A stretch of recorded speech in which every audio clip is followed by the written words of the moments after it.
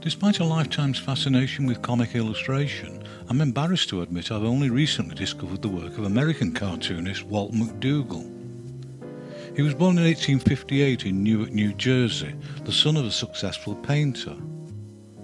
He left school at 16 and at the age of 18 in 1876 he took a job as a staff artist at the New York Daily Graphic, America's first ever illustrated daily newspaper. And in addition to his employment there, he was also freelancing for several magazines. He began working for the New York World in 1884, producing mostly political cartoons, some of which would later be credited as being influential in the outcome of the 1884 presidential election. In 1888 he produced a series of humorous line drawings for the Railway Book, and 3 years later in 1891 he published his own authored adventure story The Hidden City. The monochromes for this book were an unusual and not completely successful excursion into representational figure work, which it seems he never repeated. As early as 1893, McDougall's work appeared in colour, making him one of the first, and some maintain the very first, to have his cartoons printed in colour in an American newspaper. And subsequently many of his strips and complex comical crowd scenes, created for newspaper supplements, were also printed in full colour. These cover pages were particularly absorbing and inventive, although among them there are examples which suggest he was inspired and influenced by the revolutionary page layouts created by Winsor McCay for his Little Nemo strip. Nevertheless, McDougall's work had its own individualistic appeal. 1903's The Rambilicus book, which was both written and illustrated by him, was his highly successful foray into the world of strange monsters and beasts, and it quickly became one of his most popular ventures. Sadly, it was a monochrome line-only production, but nevertheless this surreal fantasy and the inventive imagination with which he created his characters and scenes made the book ideal narrative entertainment for children. The repulsive but amiable monsters he created and their interaction with the human characters ably demonstrated the quality and persistence of his creative imagination. Strangely, the absence of visual evidence suggests he never created a follow-up to this remarkable book. In 1904 he illustrated the first instalment of the colour comic strip Queer Visitors from the Marvellous Land of Oz, written by L. Frank Baum. It ran for only a year, but others McDougall created around the same time fared better with longer runs. One of his most enduring successes was Peck's Bad Boy, which was popular enough to also be published as books in 1907 and 1908. Throughout the first 2 decades of the 20th century, McDougall remained popular with the public, and in this period he produced a large number of comic strips which were widely syndicated in various American newspapers. But following the end of the Great War, evidence of his work disappeared rapidly, although in 1925 he published an autobiography titled This Is the Life, which wasn't illustrated. And it's also recorded that for reasons unknown, McDougall committed suicide by shooting himself at the age of 80 in 1938. Rie Kramer, who became better known as Rie, was born in the Dutch East Indies in 1887, but she moved with her family to Arnhem in Holland in 1896. She was inspired and encouraged by her aunt, who was a professional artist, and when the family later moved to The Hague at the age of 18, she enrolled at the Royal Academy of Art in 1905. Even as a student, she was getting children's books published, but the earliest usable pictorial evidence I've been able to find is a single pen and watercolour page from her story The Diamond Princess, published in 1910. The 3 separate editions of the fairy tales of Hans Christian Andersen were published in 1915, and this series of enchanting, cleanly executed monochromes and lyrical pen and wash watercolours firmly established Cramer as one of Holland's most respected and successful children's illustrators. More books followed at an astonishingly prolific rate for several decades to come, and the best I can do is just pick out some of the highlights. In 1920 she published an edition of the 12th century romantic tale of Tristan and Isolde, and as with much of her other work, it featured stylized graphic monochromes alongside the painted colour work. And 2 years later she followed the same pattern for the Tales of the Brothers Grimm. Her images steered well clear of the darker Gothic elements of the stories, which had generally been highlighted in earlier versions of the book. Although to date the majority of her colour work had been created in the tradition of pen and watercolour masters such as Rackham and Dulac, as her career progressed her style became increasingly graphic, as her monochromes had always been, and frequently they were printed with flat spot colours. This was particularly evident in the large volume she produced for the children's magazine Zonnesign from the middle 1920s up to its demise in 1943. Cramer continued to have great success throughout the 1930s, and she produced many more books, including an edition of Alice in Wonderland in both black and white and colour. During the Second World War she joined the Dutch resistance, and as well as writing for an underground newspaper, she helped fugitives to escape, and luckily was never caught.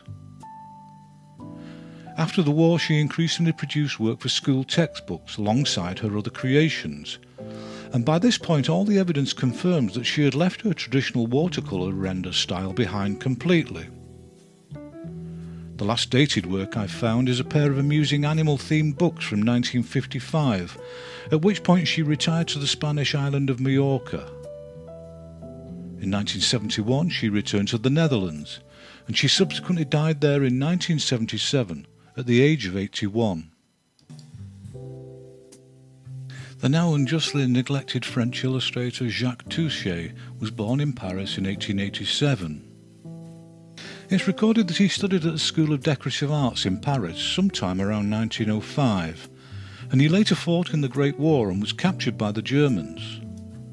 Following his release, when the war ended, he published 2 limited edition books, the first being Small Trades of Salonika and Sketches of a Prisoner of War, for which I can find no evidence.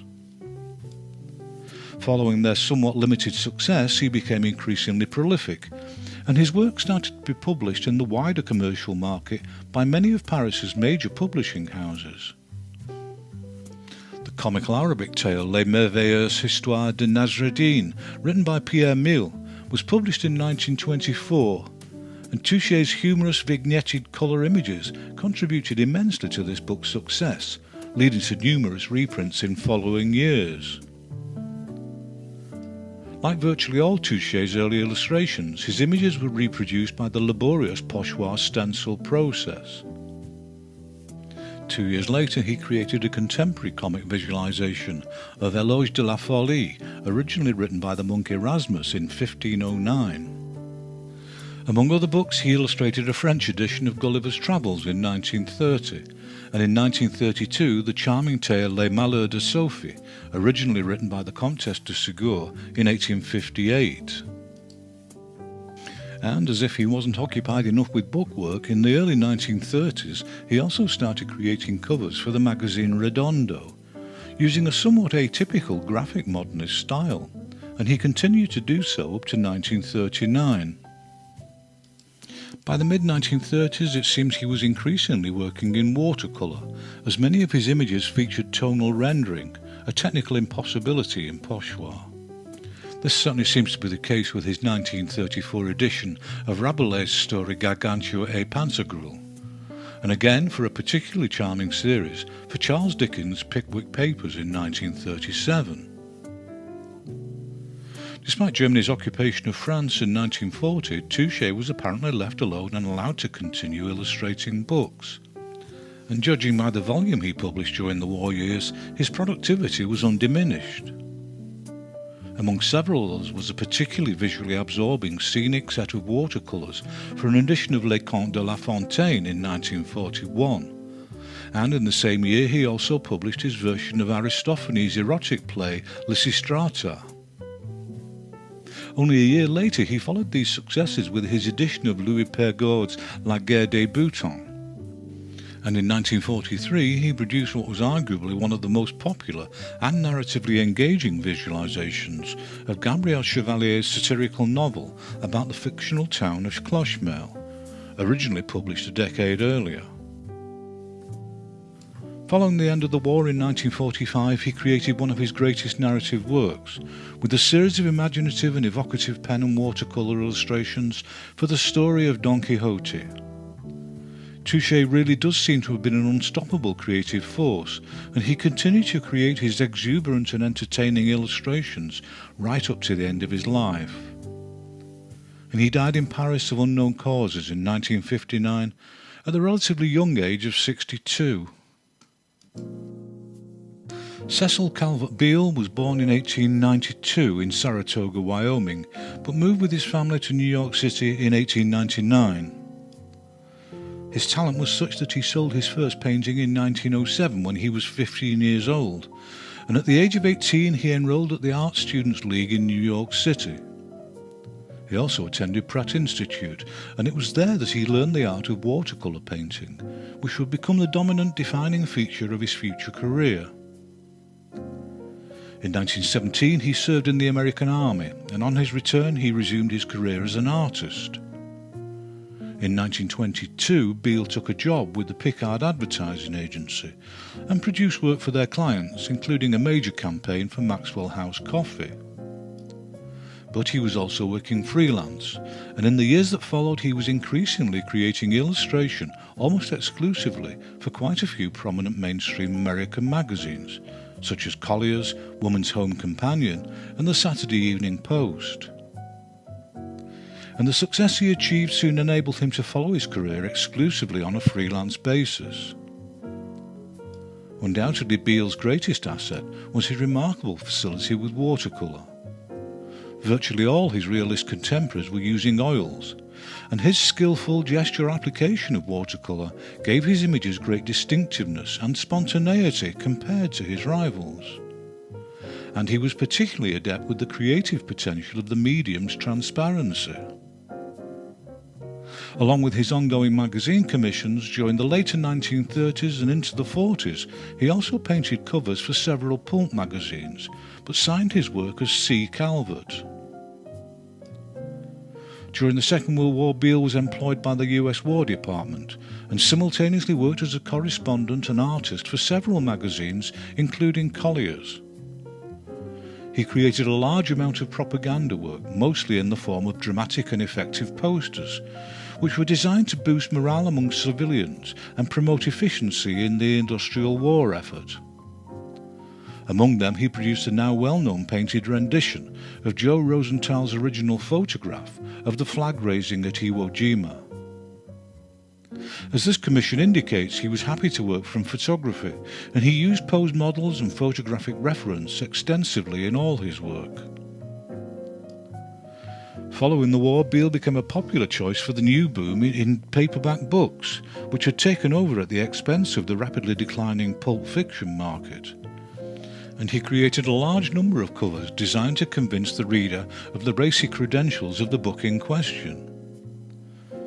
But by the 1960s he'd virtually abandoned commercial illustration in favour of portraiture, with which he continued to enjoy success.